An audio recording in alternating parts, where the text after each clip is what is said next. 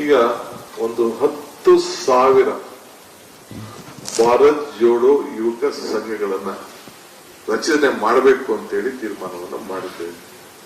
ಪ್ರತಿ ಪಂಚಾಯತಿಗೂ ಒಂದೊಂದು ಯುವಕ ಸಂಘ. ಆ ಯುವಕ ಸಂಘದಲ್ಲಿ ಕನಿಷ್ಠ ಒಂದು 150ರಿಂದ 200 ಜನ ಇರ್ತಾರೆ. ಒಂದು ಪಂಚಾಯತಿ ಒಂದು ಸಂಘ.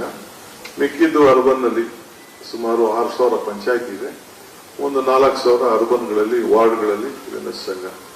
ಇದು ಸ್ಪೋರ್ಟ್ಸ್ಗೆ, ಕಲ್ಚರಲ್ಗೆ ಮತ್ತು ಅವ್ರದ್ದೇನೇ ಆದಂತಹ ನಾಟಕಗಳಿರ್ಬೋದು, ಸಾಂಸ್ಕೃತಿಕಗಳಿರ್ಬೋದು, ಅವರ ನಾಯಕತ್ವವನ್ನು ಬೆಳೆಸ್ಕೊಳ್ಳಿಕ್ಕೆ ಮತ್ತು ಒಂದು ಕ್ರೀಡಾ ಮನೋಭಾವವನ್ನು ಇಟ್ಕೊಂಡು ಮತ್ತು ಎಲ್ಲ ನಮ್ಮ ಸೋಷಿಯಲ್ ಹಾರ್ಮನಿ ಇದನ್ನ ಅದಕ್ಕೋಸ್ಕರ ಭಾರತ್ ಜೋಡೋ ಯುವಕ ಸಂಘ ಅಂತ ಹೇಳಿ ಈ ಪ್ರಾರಂಭ ಮಾಡಬೇಕು ಅಂತ ಹೇಳಿ ಮಾಡಿದ್ದೇವೆ.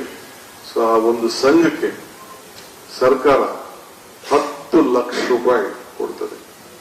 ಆ 10 ಲಕ್ಷದಲ್ಲಿ ಅದನ್ನ ಯಾವ ರೀತಿ ನಡೆಸಬೇಕು, ಎಲ್ಲಿ ನಡೀತದೆ ಅಂತ ಹೇಳಿ ಅದಕ್ಕೆ ಎಲ್ಲ ಆ ಜಾಗಗಳೆಲ್ಲ ನಾವೆಲ್ಲ ಈಗ ನಮ್ಮ ತಲೆಯಲ್ಲೆಲ್ಲ ಇದೆ. ಅದು ಹಿಂದೆ ಎಲ್ಲ ನಾನು ಡಿಕ್ಲೇರ್ ಮಾಡಿದ್ದೆ ಅದನ್ನ. ಸೊ ಅದಕ್ಕೆ ಒಂದು ಇಟ್ ವಿಲ್ ಬಿ ಪ್ಯೂರ್ಲಿ ಸರ್ಕಾರ ಹಣ ಕೊಡ್ತದೆ.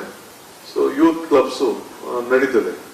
ಸೊ ಅವರೆಲ್ಲ ಸಂಘಟನೆ ಆಗಿ ಅವರು ಆದಷ್ಟು ಬೇರೆ ಬೇರೆ ಚಟುವಟಿಕೆಗಳಿಗೆಲ್ಲ ಸ್ವಲ್ಪ ಹೋಗದೆ, ಸೊ ಈ ಆಟ ಪಾಠಗಳು ಮತ್ತು ನಮ್ಮ ಕಲ್ಚರ್ ಏನಿದೆ, ನಮ್ಮ ಇತಿಹಾಸ ಏನಿದೆ, ಅವೆಲ್ಲ ಕೂಡ ಅವರ ಹತ್ರಲ್ಲಿ ತೊಡಗಿಸ್ಕೊಳ್ಳಿ ಅನ್ನೋ ದೃಷ್ಟಿಯಿಂದ ಅವರ ನಾಯಕತ್ವವನ್ನು ಬೆಳೆಸ್ಕೊಳ್ಳಿ ಮತ್ತು ವಿಶೇಷವಾಗಿ ಅವರ ಏನು ಒಂದು ಗುಣಗಳಿದೆ, ಯಾವುದೇ ಕಲೆ ಇರ್ಬೋದು, ಎಲ್ಲದರಲ್ಲೂ ಕೂಡ ಅವರಿಗೆ ಒಂದು ಅವಕಾಶವನ್ನು ಮಾಡಿಕೊಡ್ಬೇಕು ಅನ್ನೋ ದೃಷ್ಟಿಯಿಂದ ಈ ರೀತಿ ಅವರ ಪ್ರತಿಭೆಗಳನ್ನ ಗುರುಸೋಂತ ಅವಕಾಶಗಳು ಆಗಲಿ ಅನ್ನೋ ದೃಷ್ಟಿಯಿಂದ ಈ ಭಾರತ್ ಜೋಡೋ ಯುವಕ ಸಂಘ 10,000 ಸಂಘಗಳನ್ನ ರಚನೆ ಮಾಡಲಿಕ್ಕೆ ತೀರ್ಮಾನವನ್ನು ಮಾಡಿದ್ದೇವೆ.